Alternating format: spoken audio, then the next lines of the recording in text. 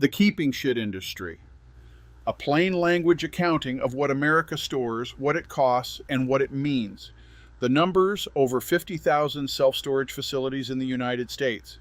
More locations than all Subway, Dollar General, and CVS outlets combined. More than 2.1 billion square feet of space. 1 in 3 Americans currently rents a unit. Average occupancy runs 77%.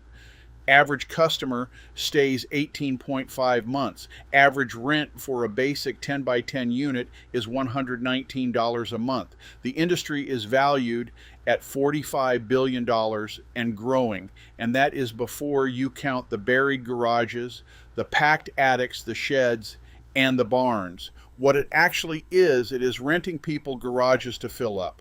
Nearly zero maintenance, waiting lists at most facilities. The unit that opens today is rented tomorrow. The storage industry does not lose when someone cleans out a unit. It profits from the next person on the list. The shows built around this ecosystem tell the story plainly. American Pickers walks through barns and wants 3 things out of 1,000. Storage Wars bids on units sight unseen and sometimes buys biology experiments. Hoarders got canceled, came back, got canceled again, came back again. The content never runs out because the behavior never stops. The estate problem. Settle an estate and you find college term papers under 40 years of dust. Tools with no parts available. Boxes that moved 4 times and never got opened. A closet full of shoes, craft or other kits not opened, shopping bags unopened in a Manhattan apartment, equipment, furniture, clothes, instruments, collections. Most of it goes to a dumpster. The wealth is real. It just arrived at the end of the line with nowhere left to go. The argument. We are not having tools could go to trade schools, furniture to families coming out of shelters, clothes to kids who need them, equipment to small businesses that cannot afford new, food instead of dumpsters. The resources are not missing, they are parked. But the conversation about resource scarcity happens without any of this on the table. We talk about what we cannot afford while 2.1 billion square feet of stuff sits behind a roll-up door on a monthly bill. There is an honest counter-argument. You cannot fill 50,000 storage facilities and then demand the government fix distribution. The behavior makes a case whether you intend it to or not. Actions speak. 100 million storage units is 100 million individual decisions to hold on instead of let go. What one decision costs and what it could do.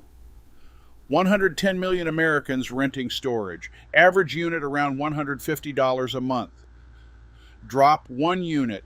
Donate half the savings.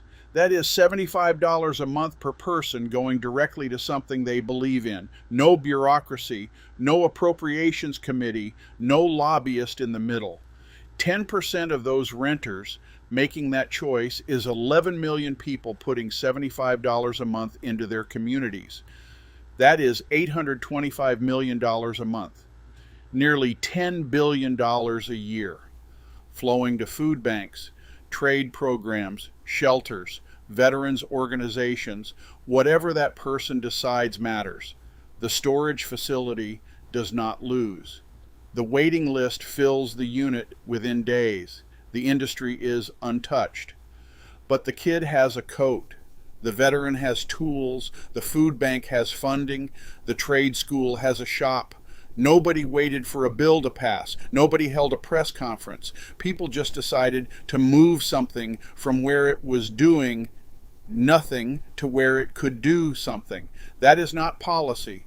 That is will. Or you could wait for a new round of taxes. Tim Harris has been going around New Hampshire and 88 countries to find solutions with existing resources since 1982. This is one of those elegant solutions that could be solved without government oversight or bureaucratic expense. The D and the R don't like his ideas because they don't allow for the built-in graft, but that is why you should love them.